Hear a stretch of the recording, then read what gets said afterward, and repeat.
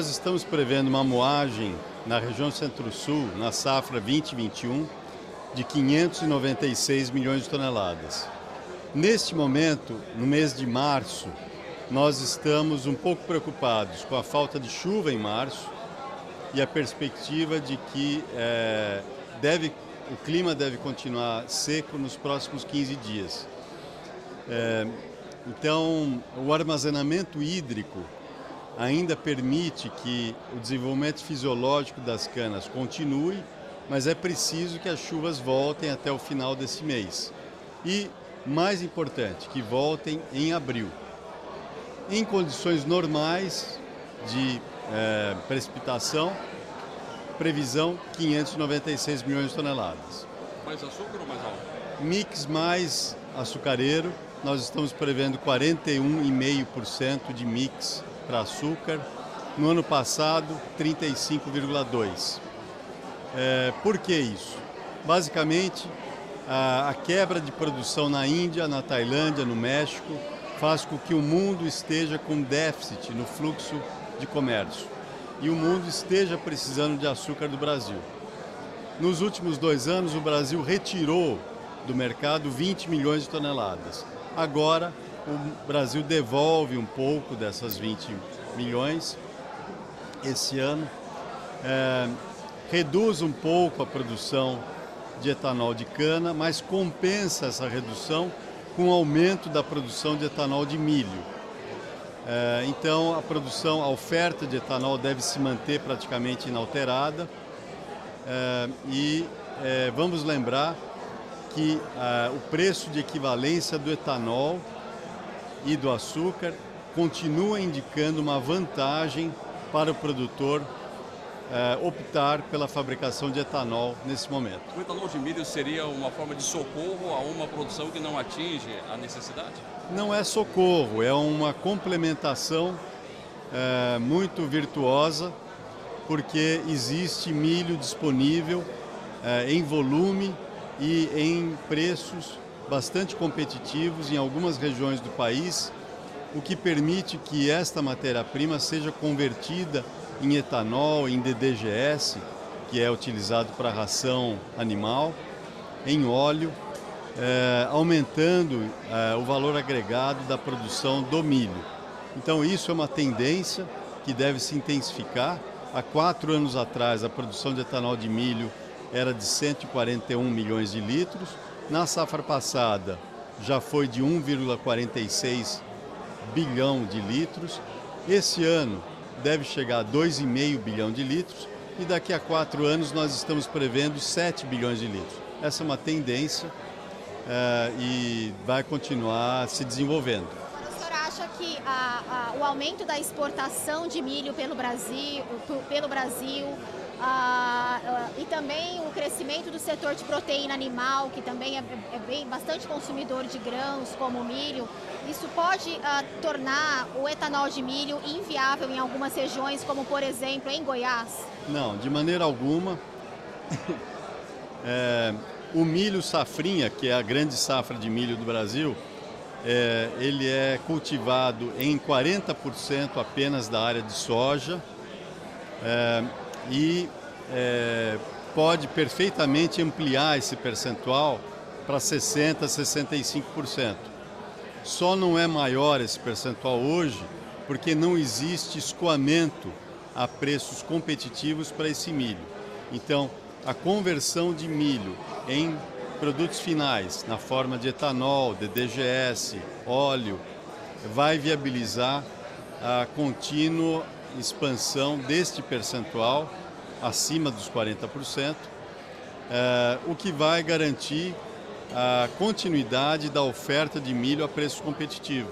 Então isso vai continuar se desenvolvendo e isso é muito bom, porque vai significar geração de mais produto, conversão desse produto em produtos finais com valor agregado, maior renda na atividade agroindustrial, maior desenvolvimento. Em valores absolutos, Dr. Plínio, qual é a previsão para a produção de açúcar e de etanol no Centro-Sul nessa safra 2020-21?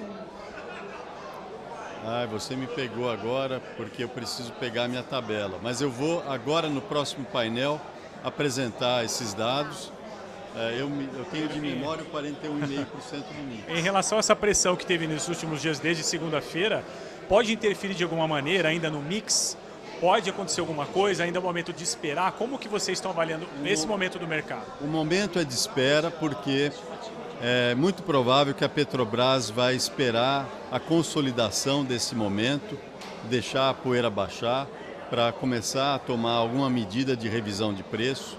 E mesmo que a Petrobras adote alguma medida de redução de preço, ainda existe a opção de revisão do valor da CID para capturar parte dessa queda, visto que é esperado que o preço volte inevitavelmente a subir. Então, para evitar o dissabor de mercado da elevação do preço, uma medida possível seria a captura dessa redução de preço através de uma CID mais elevada. Então, essa é uma opção que está na mesa, mas cabe ao governo federal, obviamente, tomar a decisão sobre que caminho tomar.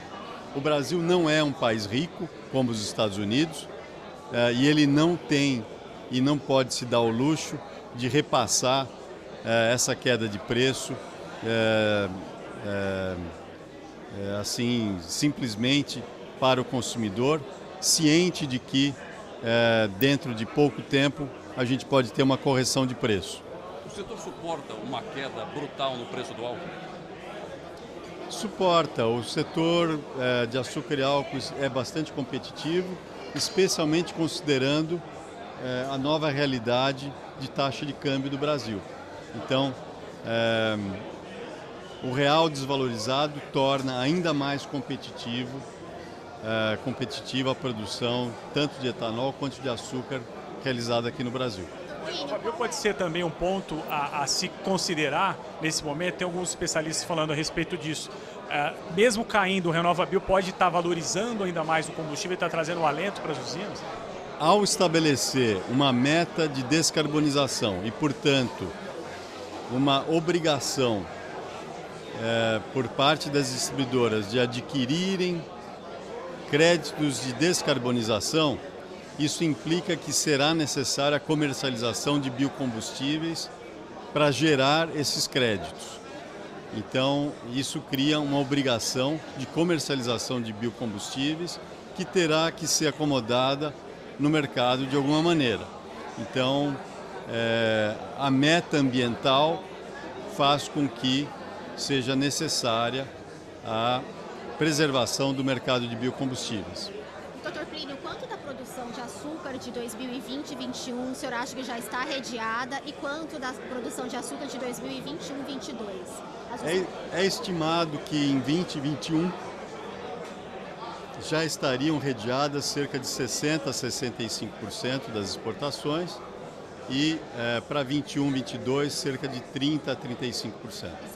Para 2021 e 2022 esse 30% a 31%, 30% a 35% é acima da média dos últimos anos, é considerado avançado? Acima da média dos últimos anos, porque nessas últimas 4 semanas houveram oportunidades muito interessantes aos produtores de proteger preços a níveis muito competitivos, de até R$ 1.500 por tonelada de açúcar. Você acha que tem um risco do Brasil em 2021, 2022 voltar a produzir nos mesmos patamares recordes, de voltar aos 10 milhões de toneladas adicionais que ele deixou de produzir nos últimos 2 anos?